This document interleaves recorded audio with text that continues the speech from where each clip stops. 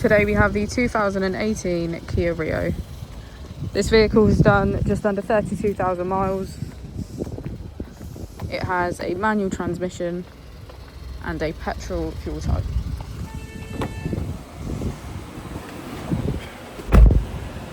To the left of our steering wheel, we have voice control as a feature, as well as automatic headlights. On the right, we have cruise control and automatic wipers. On our screen, we can access navigation, phone projection, Bluetooth, screensaver, and our system information.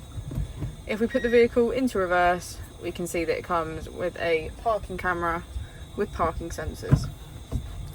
Just below our screen, we have our AC, as well as our aux and USB port, heated seats on either side, and our heated steering wheel.